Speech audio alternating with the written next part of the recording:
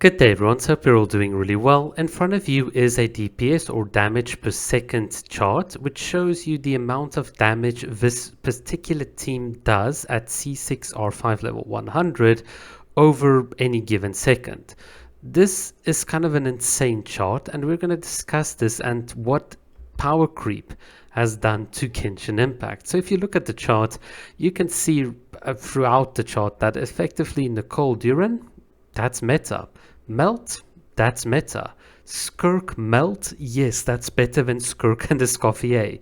Pretty crazy, and of course your Luna Bloom, Crystallize and Electro are also in the top teams. But what's crazy to me about this chart is that between positions number 6 and 1, you've got a wider gap than between positions number 20 and 6. That's just absolutely crazy. So what does this mean for your F2P pocket? Because obviously not everyone cares about whale teams. And I think there are a couple of angles to this. First of all, in the past, when we used to play in the Spiral Abyss, and when I say in the past, I mean the Sumeru type of era, if you could do as an F2P between 35 to 45 kDPS per second, man, you were set to beat the Spiral Abyss.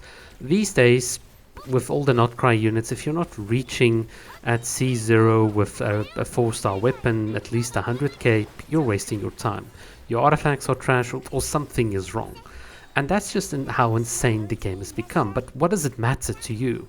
Well, it matters because, just like in the case for people that have spent money, all of your older progress, all of the older characters, all of the time that you sunk into the old characters to farm artifacts, to farm for primo gems, to get unlucky and lose your 50-50 to Chi-Chi, all of that doesn't matter because the new units simply overtake. A player that started playing from Fontaine and only pulled for some of the more later units, they are quite literally in a better position than you as an old player, except for maybe the Imaginarium Theatre, just because of how insane the damage creep is. Whether it's on a whale level, whether it's on a free-to-play level, that damage per second increase is there. It's demonstrably there. We can see in Miliastra Wonderland with the DPS dummy that it's there. And if you've been watching the background footage, you'll notice that my C6R5 teams are not competitive compared to some of the later units. So for instance, if I run a C6R5 Nahida and Yaemiko and Farina, they are not competitive against a C0 Loma team. C0 Nefa, Colombina, Loma. It's just insane, like how these things have changed. And obviously, Hoya would look at this and they'd be like, shame, your guy is not doing a lot of damage. How about paying some more for the new Sandrone character? And then you'll be... it's like, yeah, well, that's kind of the state of the game that we're in. But now you might be telling me, well, okay, so once again, maybe you're happy with the damage numbers going up. What does this actually tell us about the game? And that's, I think, where we come to a bit of the sad part. Because you see, if you noticed in the chart that I gave earlier, someone that spent a lot of money on a C6R5 Valka, he or she effectively spent money on getting that premium team, everyone at C6R5, only to do about 1.1 million damage less than Mavuika. That is the state of the game. That same player as the one that got the Mavuika, it's the only difference between them is damage. And okay, you might say like, well, so what? The point is, there's nothing else that matters. There's no unique skin or animation or voice lines or maybe some companion set that you unlock in the teapot, or a beautiful signature card that you get for TCG, etc, etc, or a beautiful rare track for that type of endgame. The problem is, characters in this game are effectively there to be sold on appeal to you as a gamer, and secondly for combat, because nothing else matters. Heck, the reason I can say that is, I'm a Kokomi main.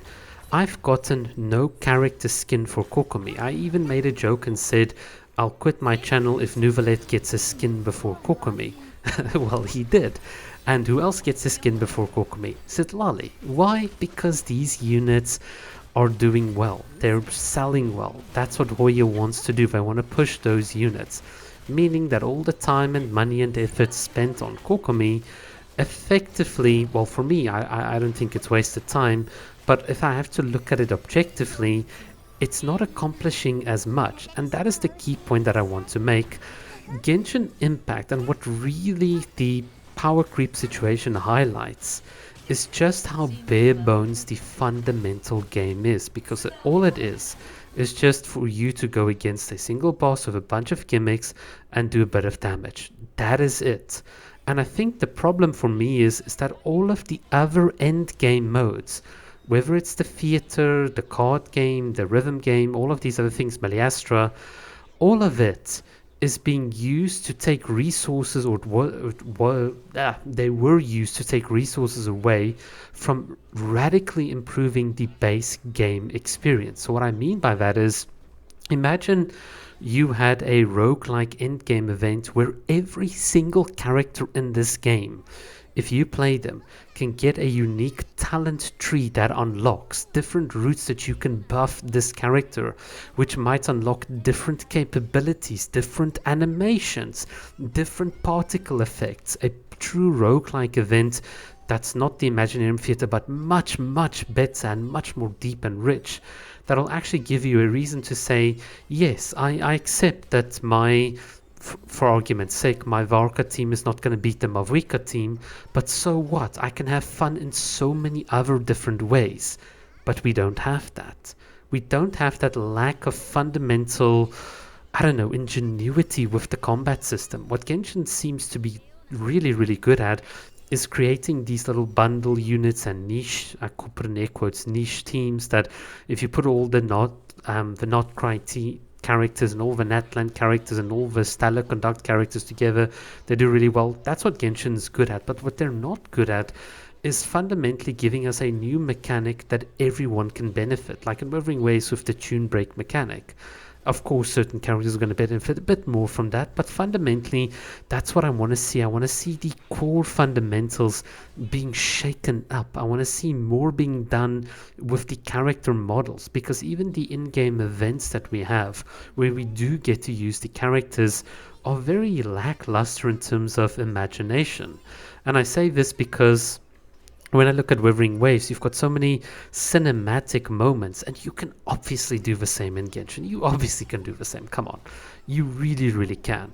I've played enough Honkai Impact 3 to know that it's absolutely possible within the engine of Genshin Impact. So that to me is really what the whole power creep situation highlights. It highlights that the game itself is fundamentally empty.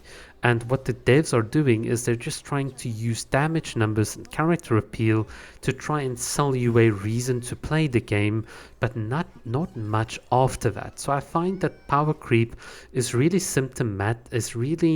symptom of a lack of fundamental game design that is constantly engaging. And I think this is the problem. Genshin Impact has now kind of deviated to creating a lot of garbage that they need to maintain. They need to maintain and balance TCG. They need to create the new stuff for the teapot all the time. I think a lot of people have even missed the fact that there's a not great teapot. It hasn't been widely advertised, but there is one. Go and look at it. And other things like the Meliastra game mode, that's a lot of resources. It's a lot of maintenance that needs to go into these things that are not going into fundamentally giving you a wonderful and awesome experience with the character that you like. Taking your character on a date, putting them in a special house that you can build just for that character.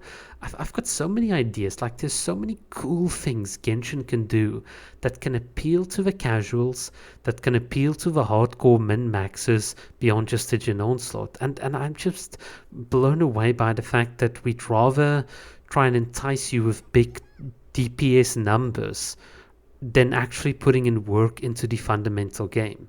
And I think that's why a lot of people are burnt out on Genshin. They see that their money, if they've spent, and their time, if they're free to play or even both, is not respected by the constant power creep. And what they're then seeing is that the fundamental game really hasn't changed. The story, yeah, it's got a bit of a cool little bit of an extra minute or two here in the cinematic, some Yehoda, little cool animations, and Paimon with little question mark, and yeah, there's some cute things there, but fundamentally it's still the same experience. And I think that is the problem. So if you want to know the TLDR of this video, power creep is an issue, but it's really masking something far more fundamental. And that's just what I wanted to try and convey in this video. Right, next video we're going to talk about Withering Waves and their power creep situation, because oh boy, do I have a bone to pick with Withering Waves on that. Oh, alright. Man, these gacha games are... It's crazy that if I look at... Because one of my friends plays LADS, Love and Deep Space, it's just crazy how you can do so much more with characters and make a character, I almost want to say that parasocial relationship, I hate saying this, but you can really hook people up to a virtual character in a much better way. And I think that was always Hoyo's mission statement, but they're not really doing a good job, at least not in Genshin with it. Honkai Impact Third, they're putting it on life support. Let's be honest. Honkai Star Rail is just the same as Genshin Impact, nothing to do, just lots of power creep. So yeah, it's just the Hoyo ecosystem is definitely very, very funny. But we can talk about that in the comments if you guys like, or in future videos if you've got some ideas, and maybe we can flesh those out in a bit more detail. But if you've been sticking around until this point, thank you so much for watching, and have a lovely day. Cheers.